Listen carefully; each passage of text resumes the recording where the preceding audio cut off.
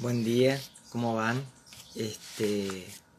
Ahí le avisé al entrevistado de hoy o al que vamos a compartir el encuentro que se una una vez que él logre ingresar al vivo. Vamos a dar inicio. Ahí está Manuel, ya lo voy a invitar. ¿Cómo va, Daniela? Un gusto. ¿Cómo va, Silvana? Se me escucha bien, ¿no? ¿Sí? ¿Cómo va, Manuel? Buen día.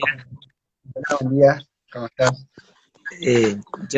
Yo te escucho bien. Voy a preguntar si se te escucha bien, a los que no. Dale. Sí, este, hoy vamos a estar hablando en este ciclo de encuentro Quédate en tu casa con el doctor Manuel Magliardi. Él es licenciado y magíster en trabajo social, doctor en ciencias sociales por la Universidad de Buenos Aires, docente de la carrera de trabajo social en la facultad, en la Universidad Nacional del Centro de la provincia de Buenos Aires, con sede en Tandil. Además, dirige la maestría de trabajo social, es investigador del CONICET en el Centro Interdisciplinario para Estudio de Políticas Públicas, CIEP, e integrante del Núcleo de Investigación Crítica sobre Sociedad y Estado, NINCE, de la UNICEF. ¿Cómo vas, Manuel? Bien, Mucho bien. gusto por aceptar la invitación. No, un gusto el mío.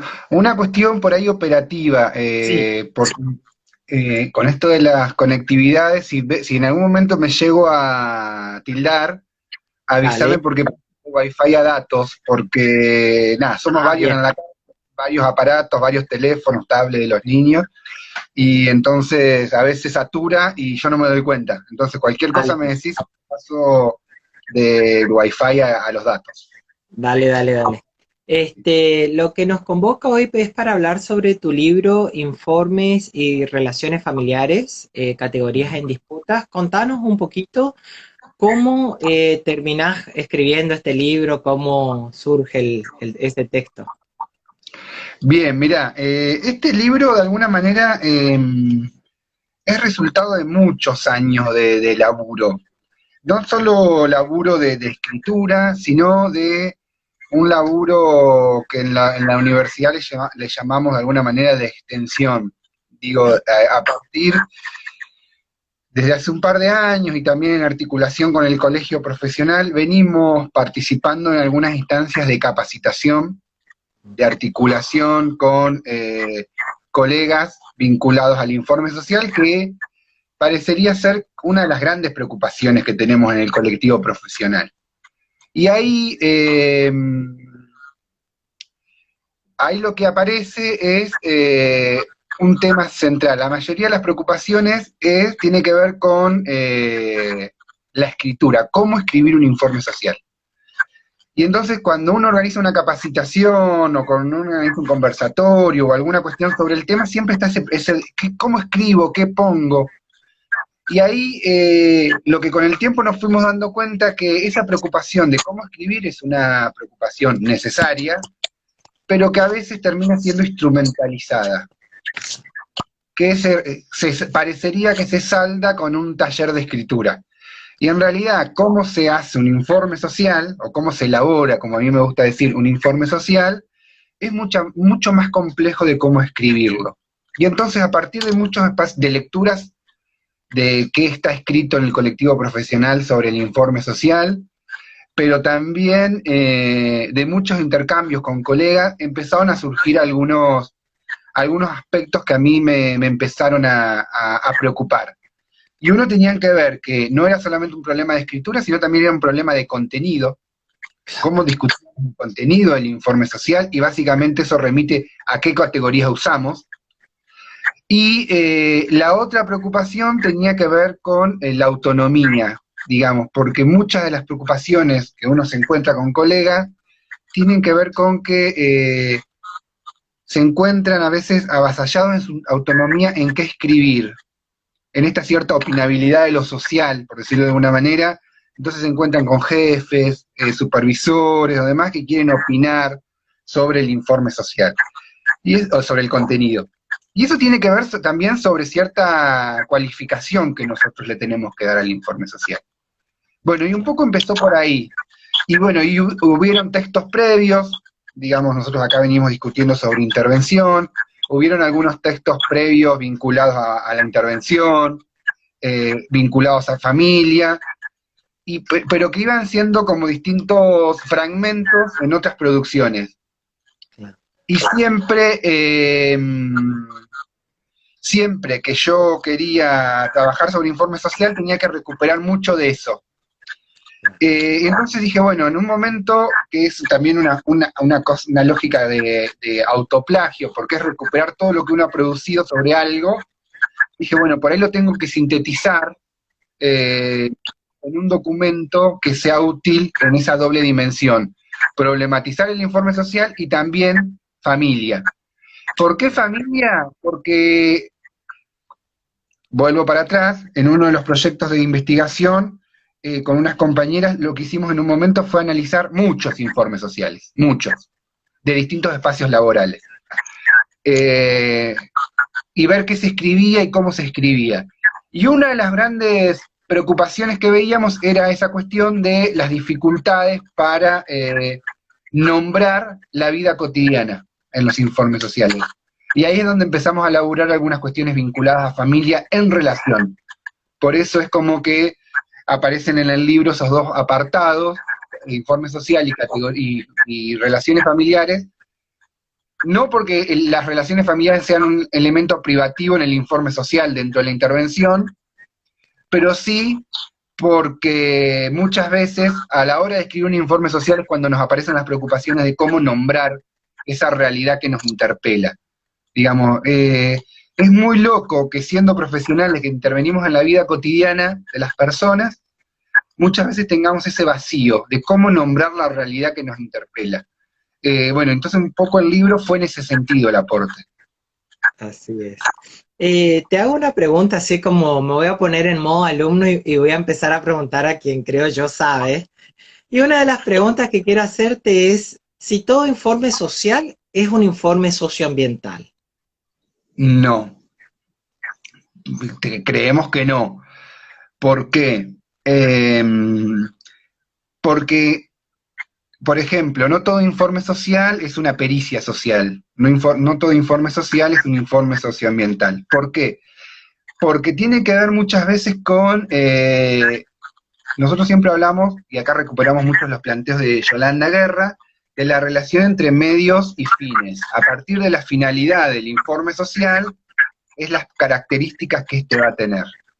Y a veces, a partir de determinadas finalidades vinculadas a la política social en la cual trabajamos, o la política institucional, el informe social adquiere cierta particularidad.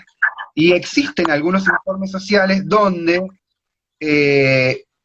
la fuente de información necesariamente es la visita domiciliaria o la entrevista domiciliaria. No me voy a meter en el debate cómo nombrarlo. Y ahí, ¿por qué? Porque no alcanza solamente con la entrevista, que puede ser en una sede, en una institución, para hacer el informe, sino que requiere que en la búsqueda de esa información articulemos observación y entrevista. Y ahí es cuando lo socioambiental entra en juego. También una categoría como a problematizar, no muy problematizada, porque a veces, muchas veces, lo socioambiental aparece en las instituciones desde una lógica de la fiscalización, de mostrar que son pobres, y casi inventariar qué cuestiones tienen en la vida cotidiana esas unidades familiares. Entonces, interpelando un poco esa finalidad, me parece que lo socioambiental es sustancial para poder reconstruir la vida cotidiana de las personas en el marco donde transcurre esa vida cotidiana, que es la vivienda, con todas las particularidades que tiene la vivienda en los sectores subalternos. Ahí, por eso digo, no es lo mismo, porque muchas veces un informe social, a partir de su finalidad, no puede requerir información vinculada a las condiciones de vida. Que eso me parece también importante marcarlo, porque a veces cuando uno elabora un informe social a partir de ciertos parámetros estandarizados, que yo acá creo que lo llamo la falacia tecnicista, esa idea de que hay una técnica y hay modelos a aplicar, uno llega a una institución y le dan un formato de modelo que tiene aspectos educacionales, habitacionales, de salud, laborales. Y uno completa ese formulario más allá de la situación en la cual está interviniendo. Y eso es un error, porque hay información que si no es pertinente para el objetivo del informe social, no debe ser incluida porque tenemos que respetar ese secreto profesional, esa vida cotidiana, esa intimidad de las personas. Si no es pertinente, eso yo insisto bastante, a la finalidad del informe social, no tenemos el derecho de explicarlo, incluirlo en el informe social. Entonces, si para la finalidad del informe social, las condiciones de vida, lo ambiental, por decirlo de alguna manera, como generalmente se le dice, no es pertinente, no debería estar incluido. Por eso tenemos que problematizar esas lógicas estandarizadas.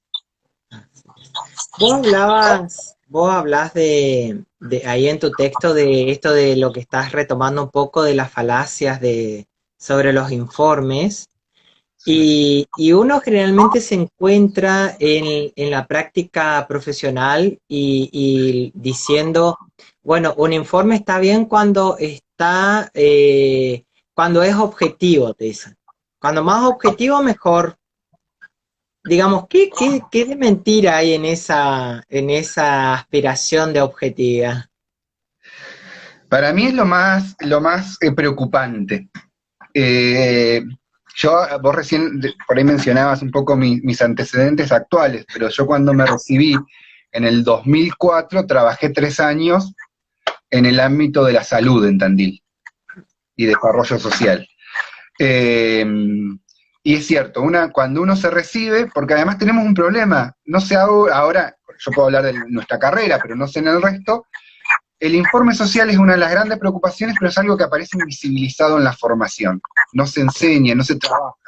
Entonces, yo cuando me recibí, entré a trabajar en el hospital, y nada, lo primero que te piden es un informe social, vinculado a alguna situación. Y ahí entonces empezás a consultar lo que vienen escribiendo tus compañeros, que ya tienen más antecedentes, y tus compañeros te tiran algunos consejos, que serían como lo básico como para arrancar. Y siempre aparece esta idea de la objetividad. A mí me parece que es preocupante, y es lo que intento de alguna manera problematizar, porque esa falacia encubre 2 cosas, la subalternidad, porque es más, esta idea de que somos los ojos de otra persona, que esa persona por distintas condiciones no puede ir a la vida cotidiana de las personas con las cuales trabajamos, y entonces nosotros somos los que le informamos y es el otro el que interpreta. Me pasó algo muy loco una vez, organizamos en la universidad una actividad con un ámbito de la justicia, con profesionales, y invitaron a un fiscal, a un asesor, también a participar. Y el asesor, en lugar de hablar de cuestiones vinculadas a la particularidad de la institución, se puso a hablar de lo que para él era un buen informe social. ¿Sí? Entonces ahí quedamos todos medio, algunos, otros no, estupefactos, porque habló de la necesidad de que sea objetivo, porque él, por su lugar, no tenía la posibilidad de ir a las viviendas de las personas, entonces los informes sociales le servían para conocer algo y tomar una decisión. Ese es el discurso hegemónico en las instituciones, por eso digo de subalternidad. Somos los ojos del juez, del abogado, en el hospital del médico, ¿sí? de otras profesiones o de otras autoridades, y ahí hay un problema importante, confundir muchas veces descripción con objetividad. Ese es el principal error que tienen generalmente estos discursos, porque la descripción, que es poder enunciar aquellos aspectos de la realidad visibles a partir de nuestros sentidos, como nosotros los enunciamos nunca están atravesados por objetividad, siempre tienen una carga subjetiva, porque nosotros podemos encontrarnos en una situación de hacinamiento y podemos nombrarlo de una manera y podemos nombrarlo de otro.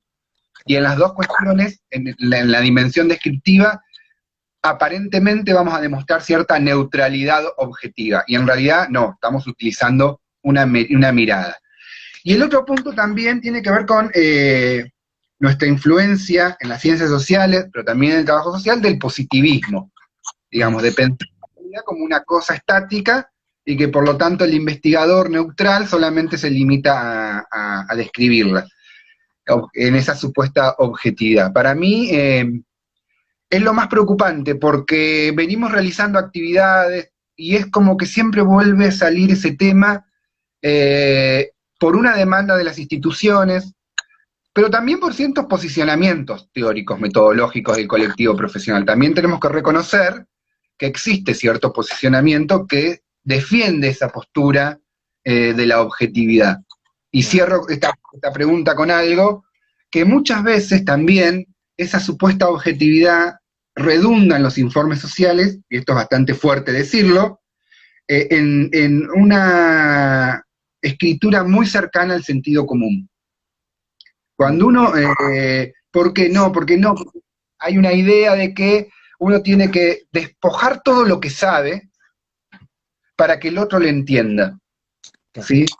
Entonces yo ahí, bueno, a ver, cuando un médico, más allá que somos profesiones distintas, tiene que hacer un diagnóstico, no va a simplificar la realidad para que otro lo entienda, pues, y uno tiene que hacerse cargo de lo que sabe, pero uno tiene que hacerse cargo de lo que sabe en doble sentido. Uno, porque uno estudió en una universidad pública o en un instituto, a partir de las posibilidades que uno tiene de estudiar, y la sociedad le da una cierta legitimidad para intervenir en distintos aspectos de la vida cotidiana. Entonces, tenemos una formación, tenemos que hacerla valer al momento de la escritura. Eso me parece un elemento importante. Somos intelectuales, tenemos que romper esa idea de técnico. No somos técnicos de otros, somos intelectuales en el marco de las ciencias sociales. Entonces, esa falacia objetiva tenemos que interpelarla permanentemente.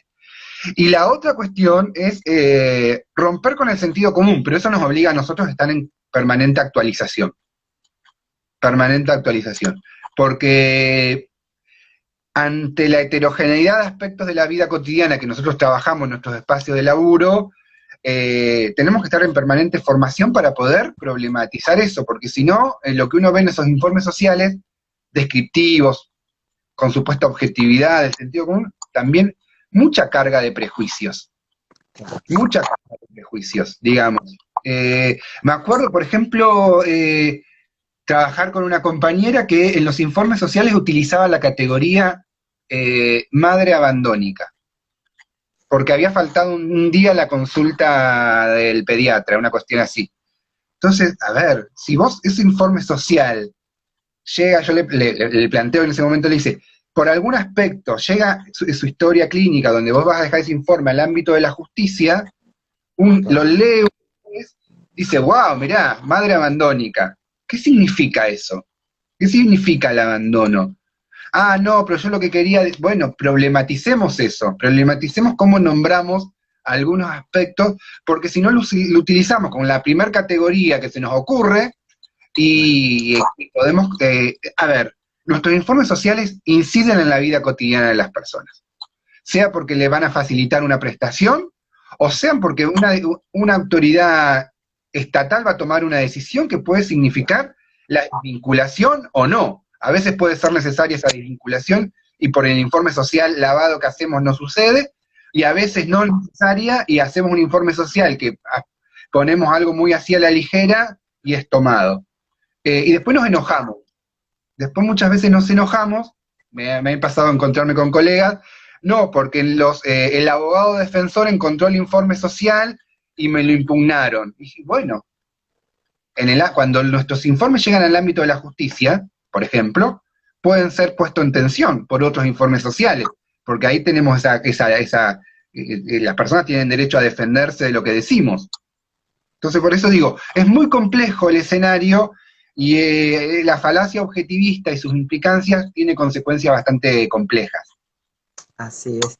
Yo te escuchaba hablar de esto de que somos los ojos de otras profesiones y te comento que a nosotros cuando estaba en la carrera de criminalística, yo tengo esa formación, o sea, durante los 5 años de formación, a vos te instalan esa idea de que vos sos un auxiliar de la justicia.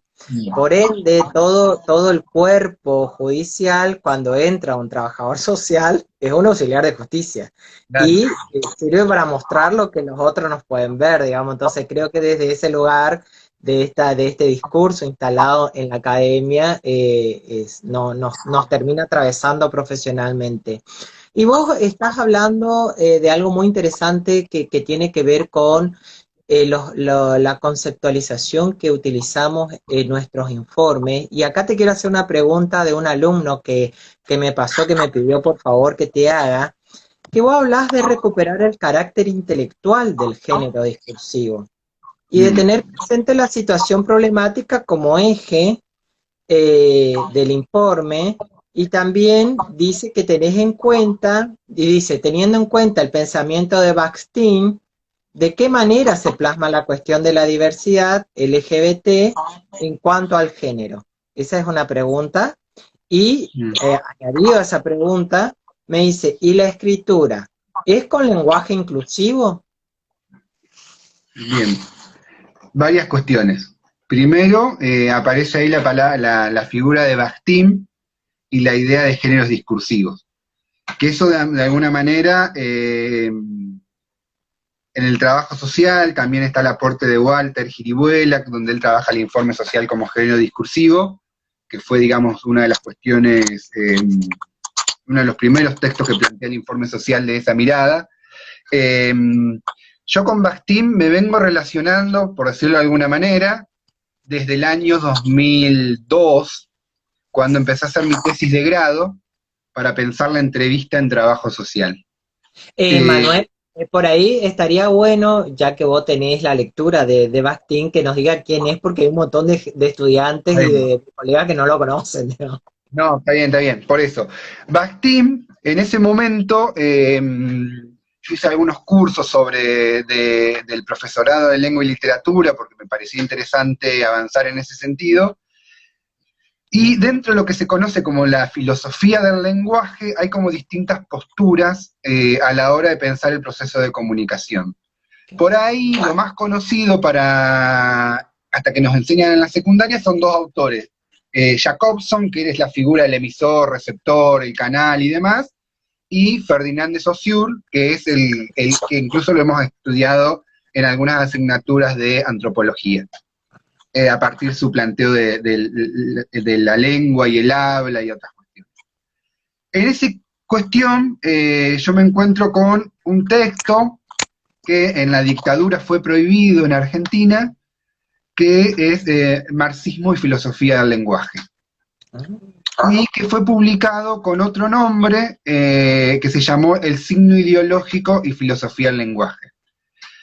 Es un texto que está escrito en Rusia, en el periodo de la Unión Soviética, por un grupo que se conoce como el Círculo de Bakhtin, que está compuesto por un conjunto de intelectuales.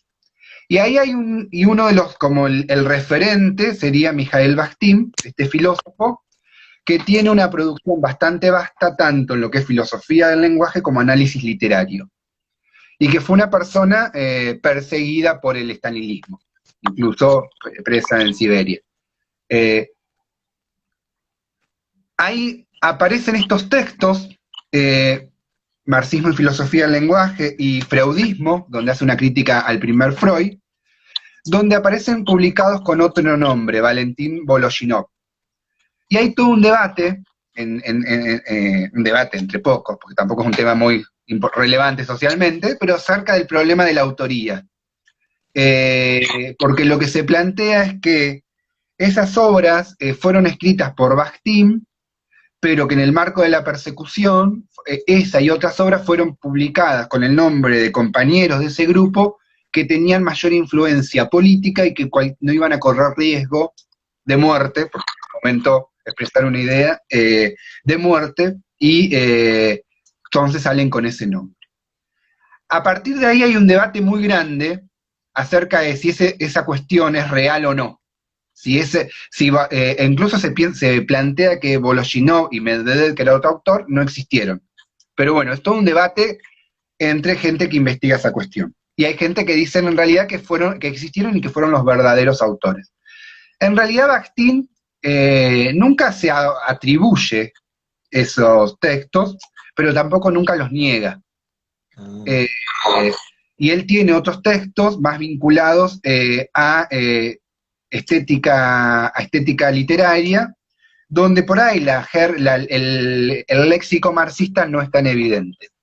Y entonces, yo me encuentro con un Bakhtin a partir de la filosofía del lenguaje, que él intenta plantear el discurso, el análisis del discurso, del lenguaje, desde el marxismo, que es una cuestión que, salvo en algunos textos clásicos, como Ideología Alemana o algunos otros textos, no aparece muy desarrollada en el marxismo. Sí aparece, pero no muy desarrollada. Y entonces ahí empiezo a encontrarme con un mundo nuevo, que no está muy abordado en el trabajo social, en cómo pensar la palabra del otro desde una perspectiva crítica y no tan estructuralista. Entonces, y una de las categorías que él trabaja es la de género discursivo. ¿Por qué? Porque su gran preocupación era poder analizar la relación entre el sujeto y el contexto, planteando cómo el contexto incide en cómo nosotros hablamos, pero también recuperando el carácter creativo que nosotros tenemos al momento de hablar o de escribir. Y entonces aparece esa idea de género discursivo, que yo intento sintetizar muy brevemente en el texto, pero si no, esa obra de Bakhtin está disponible en varias ediciones de estética de la creación verbal, donde él habla de los géneros discursivos. Y entonces, género discursivo para Bakhtin es un conjunto de enunciados que surgen a partir de determinadas relaciones sociales. Y él analiza, por ejemplo, la novela como género discursivo, la entrevista como género discursivo, la noticia periodística como género discursivo, la orden, por ejemplo, dice una orden militar, una orden es un género discursivo. Después, cómo cada uno hace uso de ese género discursivo tiene que ver con las particularidades y la trayectoria de cada uno. Tenemos novelas, tenemos cuentos, por ejemplo, de Borges, tenemos cuentos de Bel Casar y tenemos cuentos de Soriano, pero cada uno tiene particularidades. Pero cuando uno se acerca a cada uno de esos textos sabe que eso es un cuento, porque quien va a escribir el cuento respeta determinados cánones propios de ese género discursivo. Bueno, entonces, a partir de esa categoría, empecé yo a pensar el trabajo social. Y ya no soy, digo, esa categoría está usada mucho hoy en día, en la sociología, en la lingüística, en la antropología, y pensar el informe social como género discursivo es recuperar todo aquello que el colectivo profesional viene planteando sobre qué es un género discursivo, pero también nos da un lugar central a nosotros en torno a el papel que tenemos al momento de escribir. No somos sujetos pasivos, sino que tenemos un rol protagónico en el momento de escritura. Por eso digo, no llenemos formularios que no estamos de acuerdo, porque podemos transformar ese género discursivo. Entonces, la categoría de género discursivo nos da la posibilidad de pensar la escritura en esa relación dialéctica entre lo que se considera como informe social, pero también lo que nosotros consideramos y podemos cambiar en torno a lo que es un informe social. Eso como un primer elemento por qué nosotros usamos la categoría de género discursivo a partir de la filosofía del lenguaje. Después viene otro elemento que tiene que ver con la escritura, a ver si me voy acordando los distintos aspectos de la pregunta, que tiene que ver con que nosotros hablamos de situación problemática. Claro. Como que en social hay que recuperar el carácter intelectual y la categoría de situación problemática. ¿Por qué planteo esto de alguna manera? Porque si nosotros decimos que tenemos que superar esos informes estandarizados, tenemos que preguntarnos, bueno, ¿y cuál es el eje del informe social? Y el eje tiene que ver con cuál es el aspecto de la realidad, de la vida cotidiana con el cual nosotros estamos trabajando y que es necesario informar. Y ahí recuperamos la idea de situación problemática. Muchas veces nos hemos encontrado también en entrevistas con funcionarios o con colegas que nos dicen, a veces nos llegan informes sociales y no sabemos para qué es y cuál es el que nos quieren informar, porque no queda claro. Porque, bueno, hay que mandar un informe social. Llenamos un formulario, que a veces lo tenemos en un sistema informático, eh, y lo mandamos. Y no sé para cuál es la finalidad y cuál es el sentido central del informe. Entonces, recuperar el carácter intelectual lo planteamos en la medida en que, dado que un informe social es el resultado de nuestra producción profesional, la autonomía para definir qué queremos poner es absoluta. No nos pueden decir qué poner o qué no poner, porque es resultado de nuestro análisis profesional. Entonces, tenemos que disputarlo. Obviamente que yo esto lo estoy planteando en abstracto y luego tenemos que colectivamente, a veces en las instituciones, disputar, porque nos quieren hacer que llenemos un formulario con crucecitas y a eso llamarlo informe social. Bueno, hay cuestiones que uno las plantea en abstracto, pero también hay que ver luego en las instituciones cómo se expresa. Pero por otro lado, recuperar el carácter intelectual, bueno, decir, bueno, ¿cómo nombramos la realidad? ¿Cómo pensamos la situación problemática, los aspectos de la vida cotidiana? Entonces, el carácter intelectual del informe social es indiscutible. Y para mí es uno de los elementos que más tenemos que trabajar en la formación profesional. No es una cuestión de cómo se escribe, sino es de por qué escribimos y para qué escribimos y qué escribimos. El cómo escribir lo vamos aprendiendo, necesariamente también en la formación.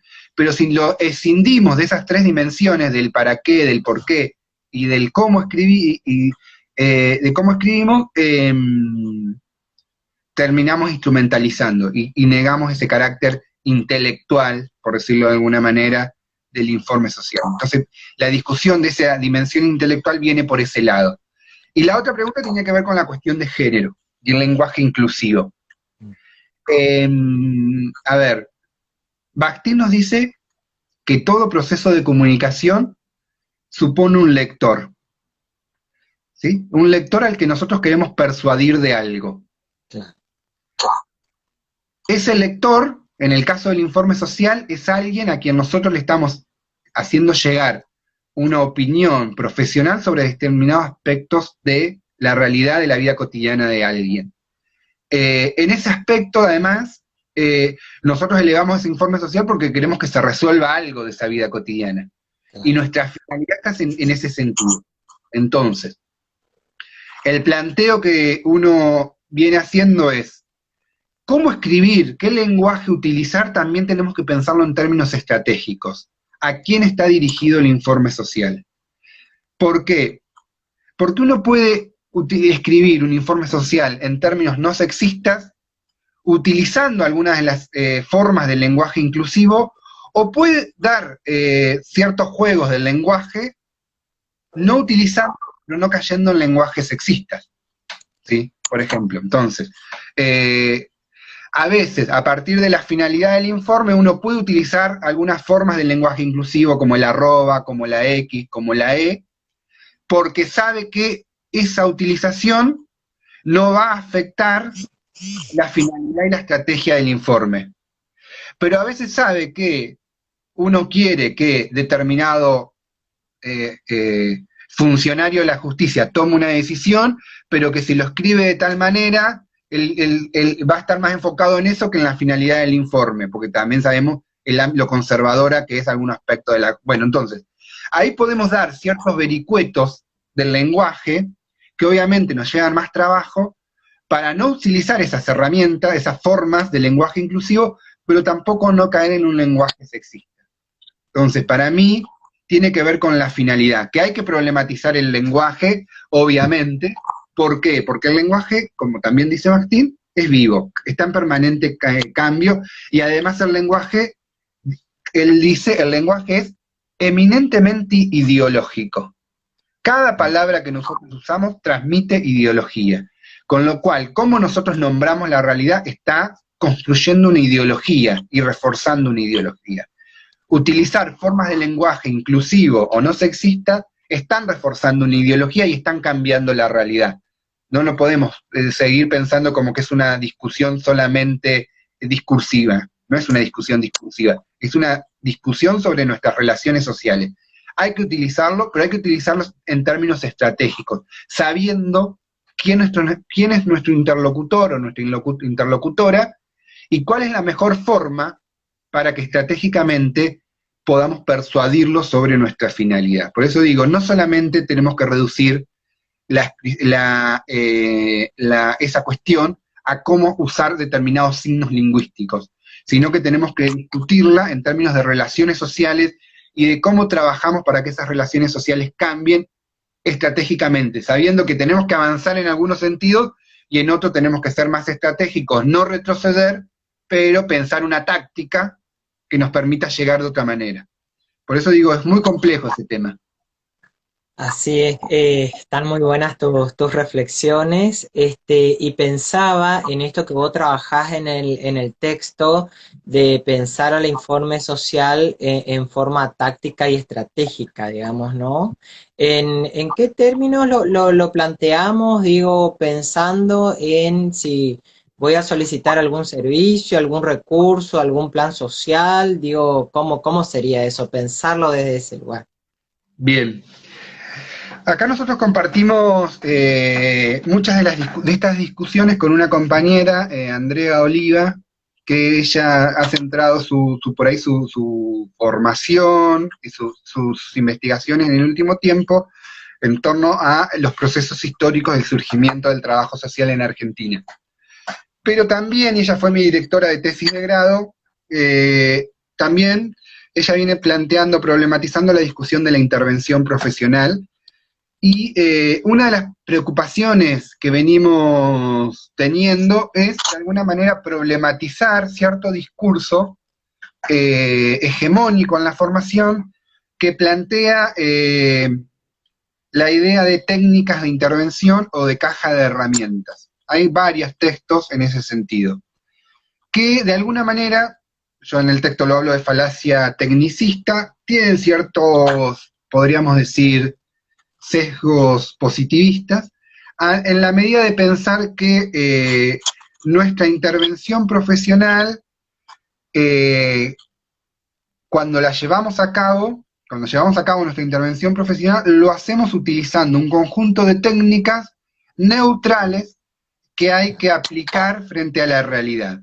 Eso que Carlos Montaña llama el apriorismo metodológico. Muchas veces en la formación nos enseñan cómo hacer un informe social, cómo hacer una entrevista, cómo coordinar un grupo y otras cuestiones, pero no nos dan elementos para pensar la realidad y a partir de esa realidad pensar luego cómo hacer un informe, cómo hacer una entrevista, cómo hacer una dinámica grupal u otra cuestión. Es decir, nos enseñan antes el qué hacer sin pensar en la realidad sobre la cual estamos interviniendo. Ese apriorismo metodológico, muchas veces, yo me acuerdo cuando empecé a investigar sobre la entrevista, hay textos que te dicen, bueno, primero tenés que decirle buen día a la persona, luego tenés que decirle bueno, como si uno no supiera que tienen que saludar, básicamente, pero además te dan un conjunto de pasos que tenés que respetar, una secuencia metodológica que tenés que respetar, y luego cuando uno va, por ejemplo, a hacer una entrevista, capaz que uno le dice buen día, hace la primera pregunta, como te dicen, y se te desborda la situación, y si seguís ese esquema no sabés qué hacer. Bueno, por eso muchas veces, esto que Yolanda Guerra también plantea, que en la intervención, en la práctica parece que la teoría que nos enseñan no sirve. Porque a veces nos enseñan una lógica de caja de herramientas, a priorística, a aplicar cosas. Entonces, lo que venimos planteando es que la intervención profesional es un proceso de intervención y que articula estrategias y tácticas. Y ahí recuperamos la dimensión estratégica. ¿Por qué recuperamos la dimensión estratégica? Porque la intervención no solamente supone aplicar teoría, ese discurso que muchas veces tenemos, que no podemos aplicar la teoría, no. La intervención o las estrategias de intervención, capaz que tiene otros elementos, pero básicamente venimos planteando que tiene 3 elementos. Una dimensión teórica, sobre cómo nombramos la realidad, obviamente. Una dimensión ética, cuáles son los valores que sustentan nuestra mirada sobre esa realidad, y una dimensión política, sobre cuál es la finalidad de nuestra intervención en el marco de las relaciones sociales. Con lo cual, cómo intervenimos no solamente tiene que ver sobre cómo pensamos la realidad, sino también sobre qué sociedad queremos reforzar, qué proyecto de sociedad queremos, que eso se expresa en nuestra intervención cotidiana. Esas 3 dimensiones teóricas éticas y políticas de alguna manera orientan nuestra intervención, pero nuestra intervención no es en abstracto. Se da con otros sujetos que tienen posiciones que pueden ser distintas a las nuestras, con otros profesionales que muchas veces tienen miradas distintas sobre sobre la realidad.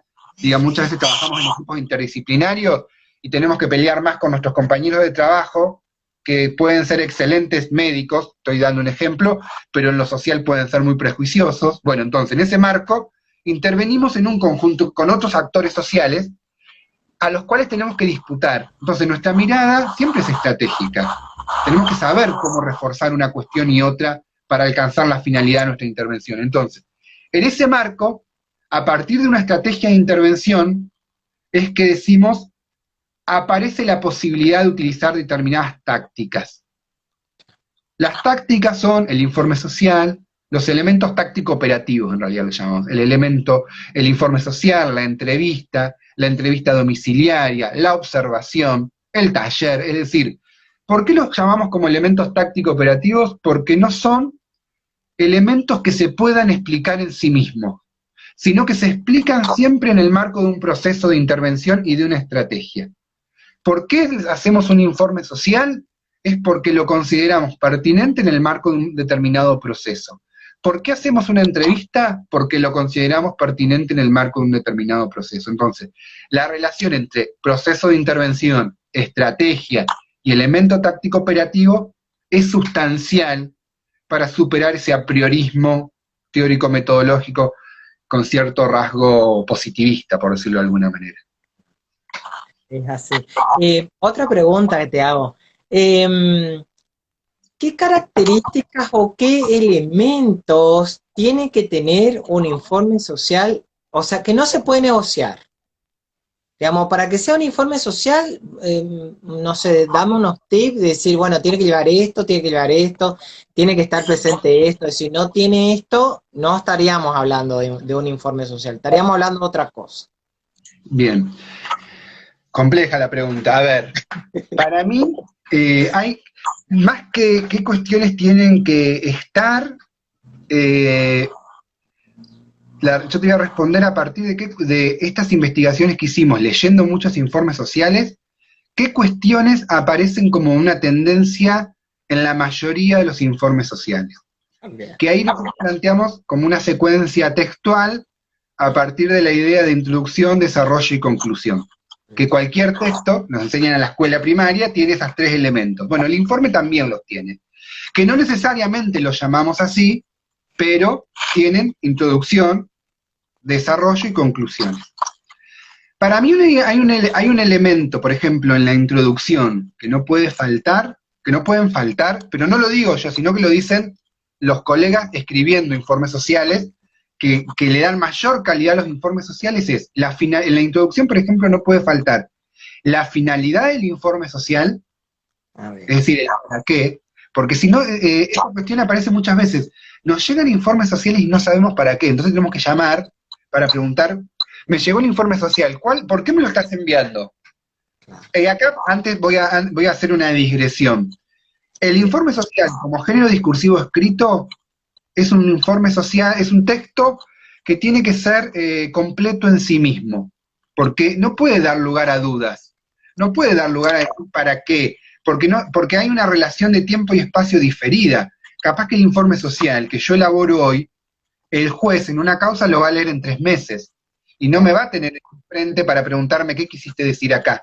Con lo cual, nosotros tenemos que leer, cuando escribimos un informe social, lo tenemos que leer pensando en ese interlocutora, que lo tiene que entender en sí mismo, no podemos dejar esos vacíos. Bueno, a partir de eso, un elemento que tiene que estar presente para mí es la finalidad, el para qué del informe social. Cuando uno lee un informe social, lo hace porque quiere persuadir a una persona para determinada cuestión. Entonces, ese el para qué tiene que estar. Y otra cuestión que tiene que estar en la introducción es el informe social, si lo pensamos en el marco de un proceso de intervención, sintetiza un conjunto de aspectos de la vida cotidiana que nosotros recolectamos a partir de otros elementos táctico-operativos, visita domiciliaria, observación, entrevistas, lectura de legajos. Bueno, eso da cuenta de la fuente de información. ¿De dónde proviene la información que uno está sintetizando en ese informe social? ¿Por qué? Porque eso le da verosimilitud al informe social. Lo que yo estoy diciendo, no lo estoy diciendo en abstracto, sino que es el resultado de un proceso investigativo de distintos aspectos de la realidad a partir de determinados aspectos, de determinadas formas. Hice una entrevista a quién, hice entrevistas institucionales, ¿se entiende? Entonces, para mí la introducción no pueden faltar esos dos elementos, la finalidad para definir el para qué, y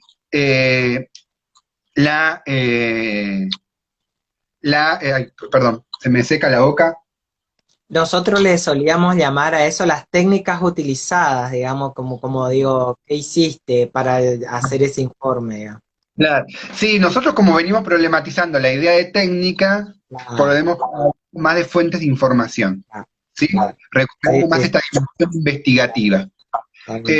Entonces, y finalmente en la introducción, como todo texto, cuando uno lee un cuento, un cuento no, porque no suelen tener introducciones, aunque sí, las introducciones tienen un carácter anticipatorio.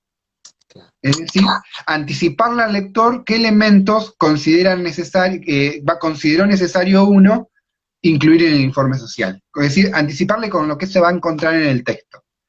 Y después en el desarrollo aparece ahí,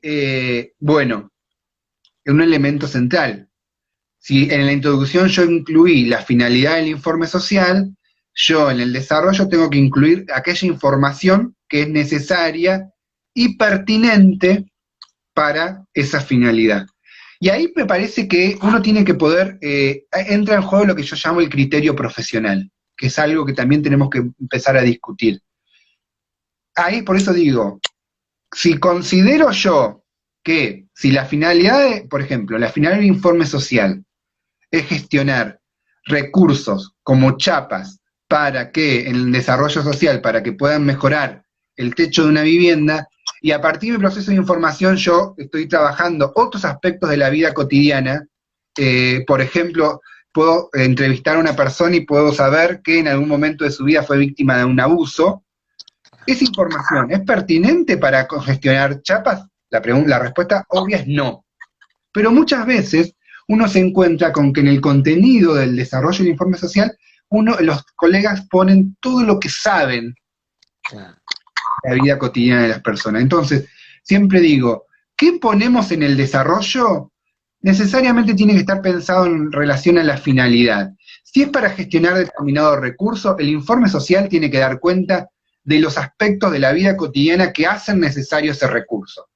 Hoy en día podrían ser una caracterización de las condiciones de vida y una caracterización de las condiciones ocupacionales que impiden que esa persona pueda acceder a esos bienes a partir del mercado, por ejemplo, más que nada porque existe en las instituciones cierta lógica de focalización, donde se atiende solamente a aquel que no puede satisfacer esas necesidades a través del mercado. Entonces digo, tenemos que poder jugar con el manejo de la información, no poner todo lo que sabemos, sino aquello que es pertinente y necesario a la finalidad del informe social.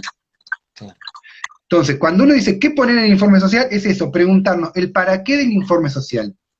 Obviamente, si yo estoy trabajando en una cuestión vinculada a procesos de adoptabilidad, voy a trabajar contenidos de esa vida cotidiana que hacen referencia a un aspecto de las relaciones familiares. Pero si yo estoy trabajando para gestionar un recurso, o estoy trabajando para gestionar una beca, ¿se entiende?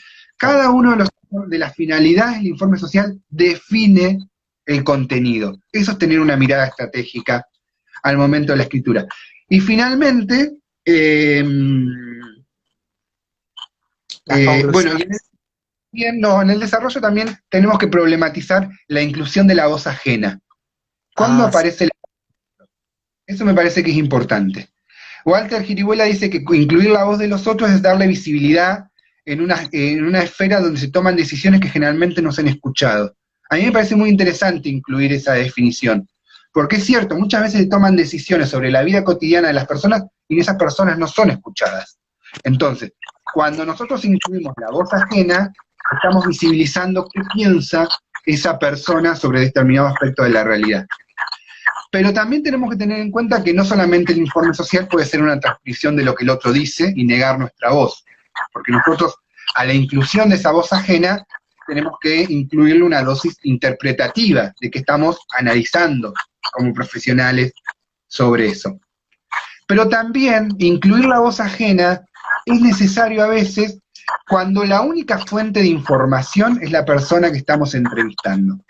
Hay a veces que en el marco de nuestras intervenciones realizamos una entrevista y necesitamos elevar un informe social en carácter urgente, porque elevar ese informe social va a resolver o va a atender una determinada situación urgente.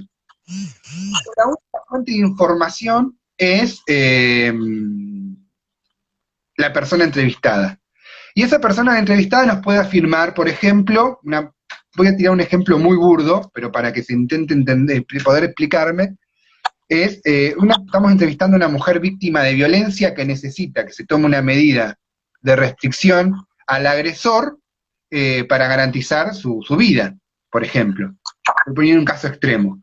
Y esa persona en la entrevista nos puede decir que el agresor consume determinadas sustancias o que tiene determinado padecimiento mental, nos puede contar aspectos fundamentales para entender esas situaciones, que es alcohólica, por ejemplo, nos puede dar elementos fundamentales.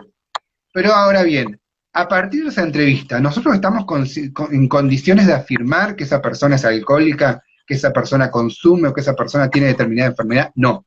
Entonces, incluir la voz ajena ahí nos permite incluir una información sustancial que luego alguien tendrá que investigar, problematizar, porque nosotros no tenemos tiempo porque el juez tiene que tomar, o la jueza tiene que tomar una medida urgente. No podemos salir a entrevistar, a buscar esa información. Entonces, decir, según la entrevistada, el agresor, tal cuestión, nos permite incluir un aspecto sustancial de la realidad, pero no lo afirmamos 100% como real. No estamos poniendo en duda lo que la persona dice, pero no tenemos la certeza de que es así. Esto lo aclaro porque muchas veces en los ámbitos de la justicia hay informes sociales que son impugnados por estas afirmaciones, porque afirmamos cuestiones que por la fuente de información o por nuestra experticia disciplinar no estamos en condiciones de afirmar. Y ahí es donde tenemos que hacer jugar la inclusión de la voz ajena. Es decir, necesitamos a alguien que nos dice algo que es sustancial para que se tome una decisión. Después, obviamente, tendrá que intervenir un psicólogo o una psicóloga para hacer una pericia, un psiquiatra o una psiquiatra, ¿se entiende? Tendrán que consultar instituciones, ¿sí? Se tendrá que hacer, pero nosotros estamos dando una información para que quien intervenga diga, miren, acá está esto, avancemos para ver si es real o no, y cómo lo tenemos en cuenta en el proceso institucional. Entonces, la voz ajena es importante incluirla, pero siempre con estos resguardos. Bueno, y finalmente las conclusiones. A mí me parece que en las conclusiones, y uno lo que ve en los informes sociales, es que tienen un lugar central. ¿Por qué? Porque muchos colegas y muchas colegas te dicen que muchas veces el destinatario del informe social a veces solo lee las conclusiones. Y eso es un problema de las instituciones, es un problema grave. Pero bueno, es un problema, es algo que parece que existe y tenemos que tenerlo en cuenta. Entonces lo que venimos planteando, bueno, las instituciones tienen que servir, las conclusiones, para volver a articular la relación entre la finalidad y el contenido del informe social. Es decir, bueno, dado que el informe social está destinado a tal aspecto, sintetizar en un párrafo lo central del desarrollo del informe social. Por otro lado, también para interpelar a ese otro sobre su intervención. Nosotros queremos persuadirlo para que intervenga. Entonces decirle, frente a este aspecto es necesario que se intervenga garantizando determinada cuestión. ¿Sí? Y ahí tenemos que recuperar nuestra autonomía. No, porque dicen, no, pero ¿quiénes somos nosotros para recomendar o afirmar una cuestión? Y somos profesionales. Si nosotros consideramos que hay una persona que está corriendo riesgo su vida, y necesitamos que se tome una medida para guardar su vida. Entonces, tenemos que reafirmar ahí nuestra posición.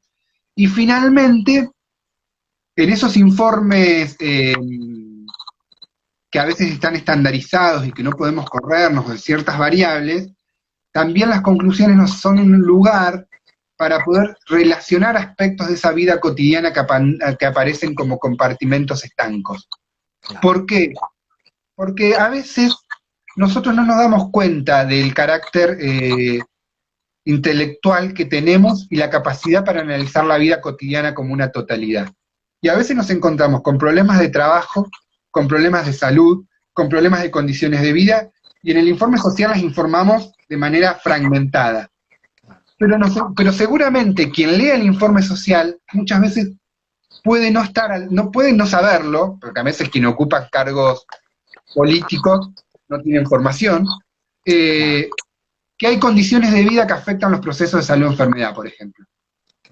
La precariedad habitacional afecta las condiciones de vida. Entonces, las conclusiones pueden ser un lugar importante para hacer esa síntesis diagnóstica que articule las variables incluidas en el informe social y que al otro no le quede lugar a dudas que lo que estamos diciendo tiene un sustento profesional, tiene un criterio y que es necesaria determinada intervención. Por eso digo, esto es lo que uno encuentra en la escritura de los informes sociales, como esas múltiples dimensiones. No sé si respondí por ahí tu pregunta, pero me parece que ha complicado la problematización que tenemos que ir sosteniendo. La verdad que estamos llegando a los minutos finales, Manuel. Te súper agradezco tu predisposición, tu tiempo, chamigo. Renovar la invitación para tenerte en Corrientes y poder seguir debatiendo estos temas y otros. Vos tenés otro texto que yo trabajo en una de las materias que es cuestión social y políticas sociales, que también está como muy así, muy bueno. Así que bueno, mandarte un saludo virtual, agradecerte, la verdad que estuvo como muy bueno escucharte. No sé cómo la pasaste vos. Perfecto. La verdad que tenía medio, estas nuevas formas que nos está imponiendo el aislamiento son bastante complejas. El otro día me decían, bueno, pero te desenvolves bastante, una amiga me decía, pero la verdad que me cuesta bastante, digo, yo soy, es más, los que me conocen saben que me cuesta bastante y que me cuesta incluso en lo personal, soy bastante parco a veces, pero bueno, este distanciamiento, pero es por una cuestión de hasta que entro en confianza, ya hasta lo porque ya lo tengo claro, digamos.